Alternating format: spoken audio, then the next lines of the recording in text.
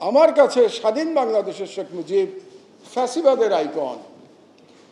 তাহলে শেখ মুজিব তার যাত্রা শুরু করেছিলেন, স্বাধীন বাংলাদেশের যাত্রা শুরু করেছিলেন আব্দুস সালামের মতো কিংবদন্তি সম্পাদকের চাকরিচ্যুতির মাধ্যমে। এই কথাটা আমি এই জন্য বললাম যে বাংলাদেশে আওয়ামী লীগের ইতিহাস হচ্ছে অটোক্রেসি থেকে ফ্যাসিজমের ইতিহাস, একনায়কতন্ত্র থেকে ফ্যাসিবাদের ইতিহাস হচ্ছে বাংলাদেশের আওয়ামী লীগের ইতিহাস। আমি অনেক বক্তৃতা এর আগেও বলেছি, আজও বলি, কারণ খুব প্রাসঙ্গিক। শেখ মুজিবকে আমি দুভাগে ভাগ করি। একজন শেখ মুজিব পাকিস্তানি আমলের শেখ মুজিব, আর একজন শেখ মুজিব স্বাধীন বাংলাদেশের শেখ মুজিব। আমার কাছে স্বাধীন বাংলাদেশের শেখ মুজিব ফ্যাসিবাদের আইকন। ফ্যাসিবাদের নিয়ম হচ্ছে তাদের একটা আইকনের প্রয়োজন হয় ফ্যাসিবাদকে লেজিটিমাইজ করার জন্যে।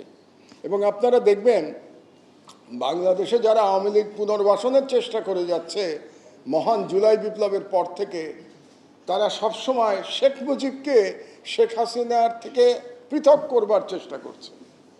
আসলে কিন্তু শেখ মুজিবের সাথে শেখ হাসিনার কোনো পার্থক্য নাই।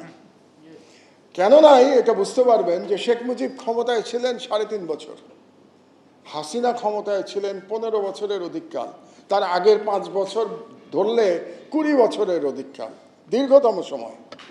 শেখ মুজিব যদি 20 বছর সময় পেতেন, হাসিনাকে ফ্যাসিবাদ শিখিয়ে দিতেন।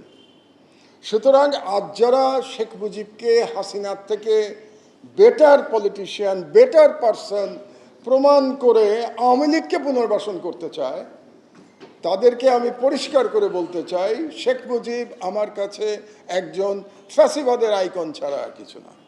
এবং ফ্যাসিবাদের আইকনকে পুনর্বাসিত করার কোনো সুযোগ নাই, এটা আমাদের স্মরণে রাখা দরকার।